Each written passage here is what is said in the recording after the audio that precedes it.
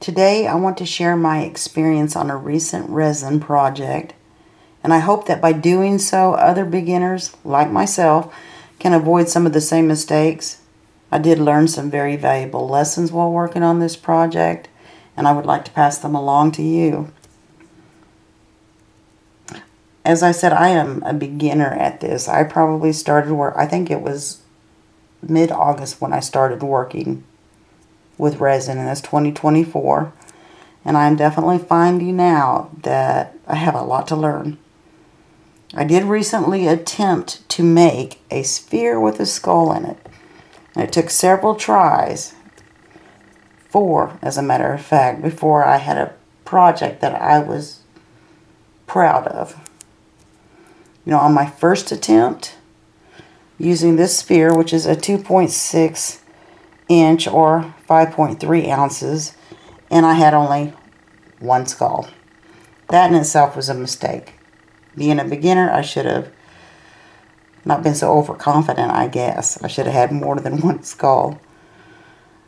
So after doing research as far as, how to use the invisible thread and the sticks and the tape to put the skull in, I poured a little bit of resin in there, had the skull setting in there, and saw a bubble by the skull. What did I do? I took the long neck lighter to the bubble. And of course, it melted the string. I mean, really, what was I thinking? Apparently, I wasn't. So that was my first mistake, was burning the string, because the skull that was in there was made of rubber. It sank to the bottom. I pulled it out, cleaned it off, put it back on the sticks and the string, and put it back in and let it cure. So my second mistake was not emptying the resin out. I should have emptied that resin out, started fresh, made sure it was centered, etc., etc. Just start over. So the result was crooked, off-centered, too close to the top of the sphere. I mean, here are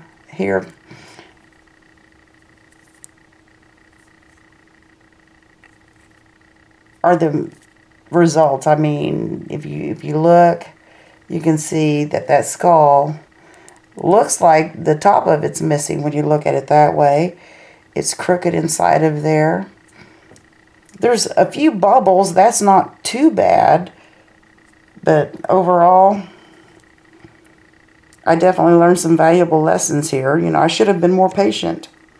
I should have emptied the resin out of the sphere, start all over again, instead of, hoping for the best. Because not only did I waste time, I also wasted supplies. Now, on my second attempt, as I mentioned a minute ago, I only had one skull. So I had to run out to the stores looking for another. Now, because it was mid-October, Halloween season, you wouldn't think it would be a problem. That being said, I went to, 4 or 5 stores, and then I finally found the last package. It was called Skull or Skeleton Garland. I went ahead and bought it and dismantled it so that I could have the skull part for my sphere. So I should have made sure I had more of these on hand.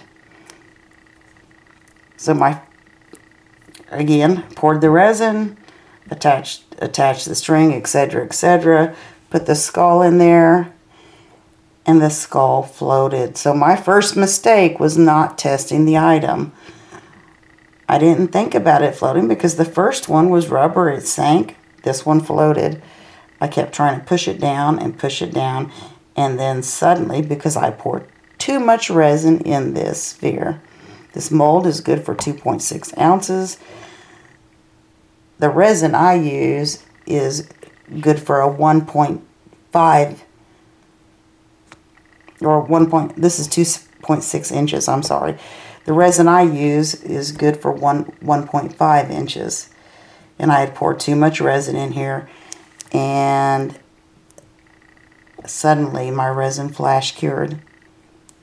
So I did learn what the terminology flash cure means. It was a hot mess.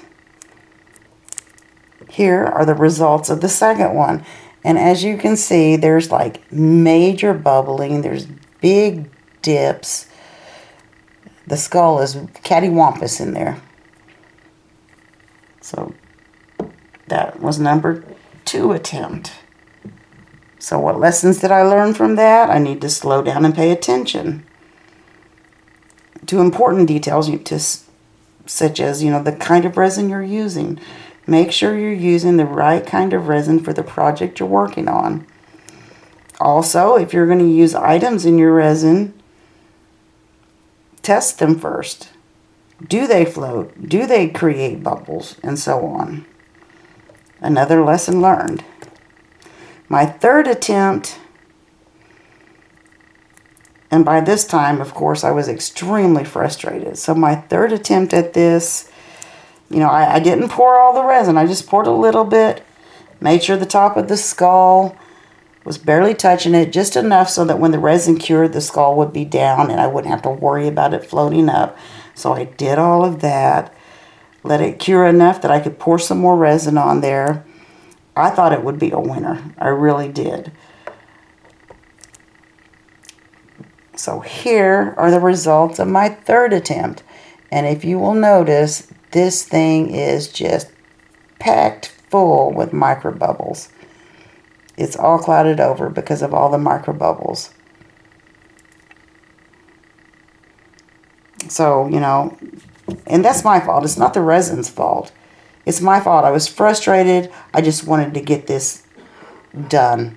I wanted to get this project completed. Instead I should have slowed down. And because of my frustration level, I should have walked away. I mean, it's better to walk away and return to it later, return to the project later, because crafting is supposed to be enjoyable and not stress-inducing. So yeah, that's definitely big time my fault. That's just complete impatience and frustration. So, resin, as with almost all crafting, requires a great deal of patience. You do need to pay attention to detail. Know what you're using. Know the products that you're using. And take a break when you walk away.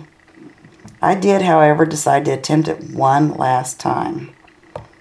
And I do feel like my 4th attempt, I consider it a success. Because using all the lessons that I learned in these 3, this is what I ended up with. And even though still not perfect, I'm extremely pleased with it. Now, there are still some bubbles in it, but not bad. And it may be a little off-center, but I'm very pleased with the final right here. I do consider it a success. But the lessons that I learned definitely, not only will they help me moving forward when working with resin, I hope that they help you as well. Because even though frustrating, time-consuming, and so forth, these lessons, some people would call them failures. I don't think they're a failure. I honestly do believe that they're very valuable lessons. So mistakes are valuable, if you learn from them, of course. I want to thank you for watching the video. Do feel free to leave comments below. And consider hitting the like, subscribe, and share button.